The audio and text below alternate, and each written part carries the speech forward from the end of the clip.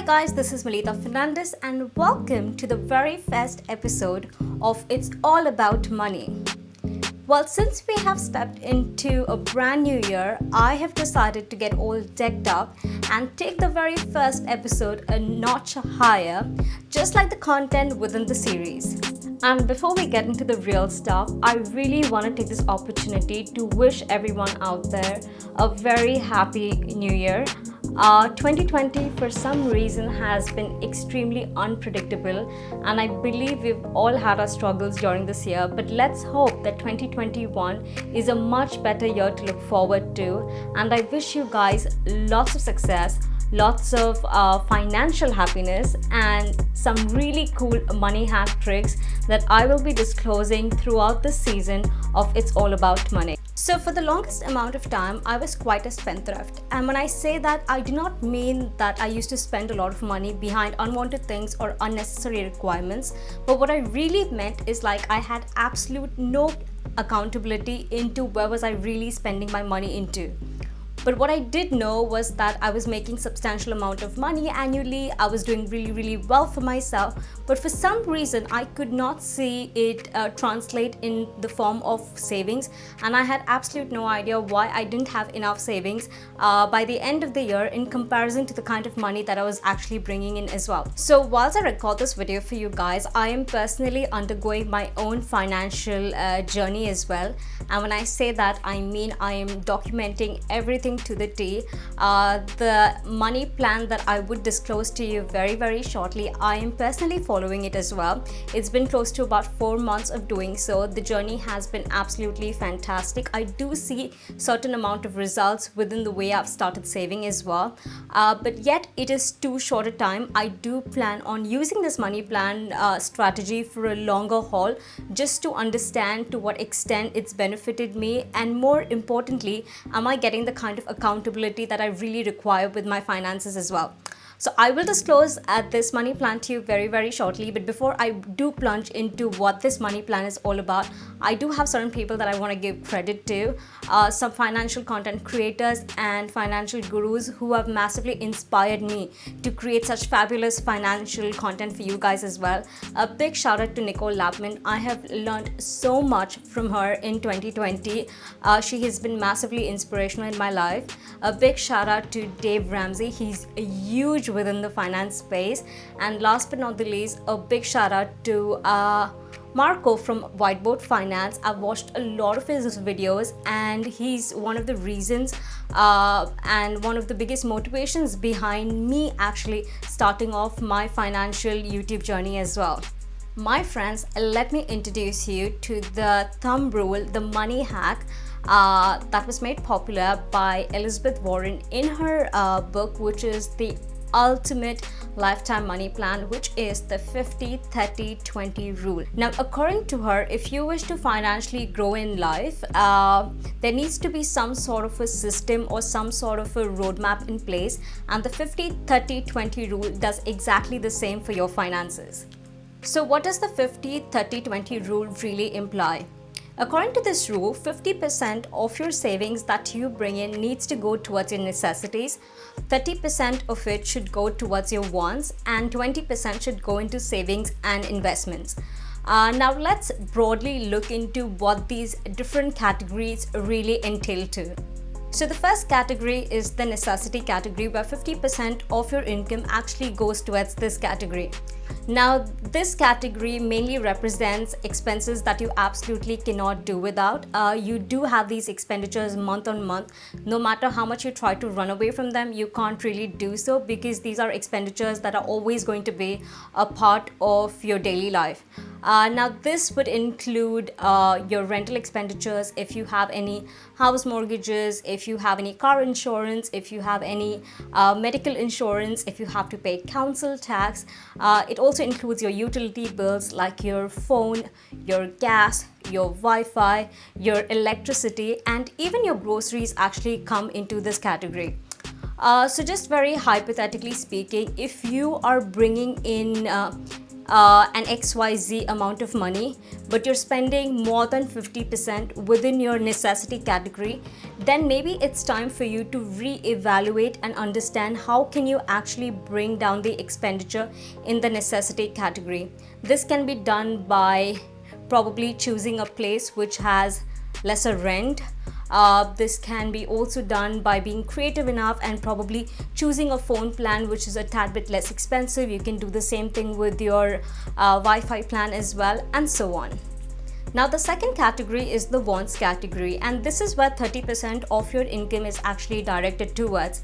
Now, unlike the first category, which was the necessity category, where you had a fixed sort of an expenditure which you cannot avoid, within the wants category, the expenditure really depends on the preference of the person. So what really is a part of the wants category? So anywhere from choosing to dine out at restaurants, to going out to theaters to watch movies, or any concerts that you opt for, or even gyms and spas, your vacations and your shoppings, they're all a part of your wants category. Now once again, very hypothetically speaking, just in case you're planning a vacation somewhere and you know that the vacation is going to be a tad bit more expensive and that does not really fit within the 30% of budget plan that you have in mind, this also means that you have to try saving for that vacation months in advance, which would mean that you'd have to reduce the cost within the wants category somehow. Now once again, you can get very creative in doing so. You can actually shop a lot less, or if you dine out very frequently in restaurants, you can actually bring the cost for that down too. These are just some possible solutions that you can do just to bring down the cost lesser within the wants category. And now finally, the most important category, that's where 20% of your income is directed towards, which is the savings and the investment category. Somehow this is one of the most important ones and yet very ignored, because I know a lot of people who do not really put in 20% of their income towards this particular category. Now what does the savings and the investment category actually include? This would be anywhere close to your emergency funds. This could be fixed deposits, this could be recurring deposits, this could be stocks, this could be bonds, this could be real estate. Even if you've just opened a savings account and month on month, if you're putting in 20% of your salary towards that account, that also includes to be a part of your savings and investments. I know a lot of people who have actually invested in retirement plans and so on. If you're also a student somewhere and you're clearing off any sort of student debt, or if you have a car and you're clearing off your car debt, that would also be a part of your savings and your investments, for a very simple reason, because that is outstanding debt on you which you're trying to clear off. I would say this category is by far one of the most important categories, also for a very simple reason, because this is the category which helps your money grow. So you need to ensure that if you wish to get financially free in life, you need to secure one of your savings and your investments category by ensuring that you put 20% of your income towards this one.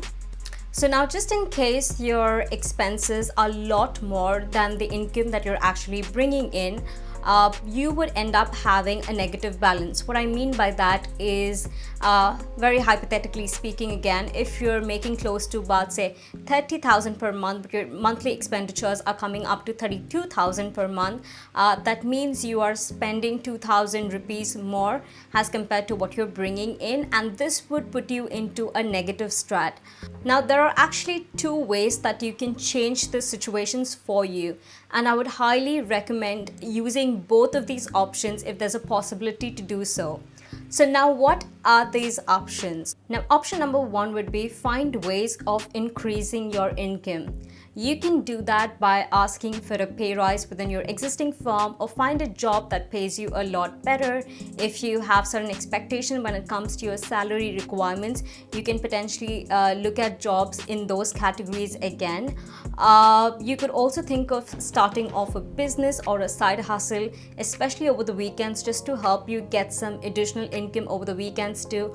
I know a lot of my friends, despite having proper 9 to 5 jobs, they also take some additional freelancing work, and this gets them some increasing amount of income coming in month on month. So you can potentially think of doing so as well, and increasing your income will really help you be in a much better position, especially if your expenditures are a lot more as compared to the money that you're trying to bring in. And option number 2 would be decrease your expenditure and make sacrifices. I know this might sound a tad bit too harsh, but we live in a world of instant gratification where we need the best of everything. But sometimes sacrifices that you make at the start of your financial journey actually have a huge impact in the long haul. And trust me, it's the sacrifices that you make now that will actually pay returns in the near future to you. Now, there are certain sacrifices that you can consider making within these various categories just to ensure that you're bringing down your expenditure a lot more. Now, let's look at what these sacrifices could potentially be. Now, just in case of your necessities, and hypothetically speaking, once again, just in case your rent is a lot more, you can possibly think about moving to a cheaper location. If you're staying at a fancy location, you could consider having a roommate or something of that sort. Within your utilities category, you can consider using the air conditioner a lot less, turning off the lights, fans, the televisions when they're not required. While you're bringing down the electricity bill, you're also ensuring that you're saving electricity, which is a very good thing. Potentially, you can also think of coming down to a cheaper phone plan. You can think about switching from, say, postpaid to prepaid. When that happens, you also have a better accountability to how much are you spending behind your phone bills as well. So these are some potential creative ways of ensuring that you're bringing down your expenditure within the necessity category. But also within the wants, you can actually potentially say no to going out all the time. I know we all have this entire FOMO, which is the fear of missing out. That means that we want to go out every single time because we're afraid that if we do not, we're going to miss out on a lot of fun, a lot of excitement, or potentially a lot of gossip as well. So do not have that fear of missing out. Sometimes it's okay to say no to friends and understand that you have a certain budget to stick to. Alternatively, you can also consider inviting your friends over at home and dining at home a lot more, because that turns out to be a lot more cheaper. Now, similarly, when I was living in the UK, I did know that I had an X amount of budget to stick through, and I would ensure that my expenditures were within the means as well, just to ensure that I have enough money to pull myself through the entire month. And keeping in mind that I was living in one of the most expensive cities in the world, in London, I did know that I had to get creative when it comes to how I spend my money and how I budget myself, because if I would not have done that, I would have ended up spending more than what is required. So we would get very creative. I would personally get very creative when it comes to staying on a budget. So I would tend to eat out a lot less, tend to eat at home a lot more. Also, I would invite my friends over at home, so it was a lovely meal with them as well. I would end up shopping a lot more during sales and a lot less during off sales time. Similarly, when we go to the movie theaters, you tend to get a lot of student discounts as well. Even when we'd go to dine out at restaurants, most of these restaurants were also like student friendly, so we get a massive discount as students, so that kind of helped us a lot more too. Also, when it came to transportations, like I would idly leave, say, about 10 to 15 minutes prior, and instead of taking the bus to the tube station, I would idly walk to the tube station, so that would actually help me bring down my expenditures as well. There are also a lot of free things that you can do in a wonderful city like London, like go for free concerts. There were parks which are absolutely free. You could also go hiking. So these are some creative ways that you can also manage to spend time with your friends, spend time with the people that really matter to you, and at the same time ensure that you're still sticking within your budget range. But obviously you still have that 30% that you can go out there and spend when it comes to your wants. And I would say when it comes to this 30%, please spend this amount guilt-free, because this is the amount that you actually work hard for, and it's really important that you're not only stacking up all the money but also ensuring that you're having a good life, something that you're having fun with too. And try your best to put aside 20% of your income towards savings and investments. I cannot emphasize on this further, the importance that this category holds in regards to helping you become financially more secure and helping your money grow as well. It's not really about how much money do you actually have at this point in time, but what really matters is having some sort of a roadmap or a budgeting plan in place to just ensure that you are towards the road of becoming more financially free and understanding finances in a much more better way. Well, the 50-30-20 rule did help me to be very creative when it comes to understanding finances, but most importantly, it helped me stick to a budget. That was something that I massively struggled with. I didn't have any sort of an accountability into why was I spending so much money and why didn't I have enough amount of savings, which is something that this thumb rule has massively helped me with. I truly believe when you start to understand finances at such a micro level, it really helps you when you have bigger amounts of finance coming in across to you, because then you are not overwhelmed by the kind of money that's coming across, but you know how to manage and budget that bigger amount much more effectively. Now, this is just a very popular thumb rule, which is the 50-30-20 rule, which I simplified to a large extent across to you. This is something that I am personally using, and this has worked as a building blocks towards my financial journey. But there are other financial strategies as well that a lot of people are implementing on. If you are working on another financial strategy, do let me know in the comment section below how that is coming along for you. And as I mentioned in the start of the video, during this financial journey of mine as well, I am documenting every step of it. It's been a couple of months of working with the 50-30-20 rule, and as I move along and as we build this rapport onto my wonderful YouTube channel, I'm more than happy to share across how this wonderful thumb rule and this budgeting hack is working for me.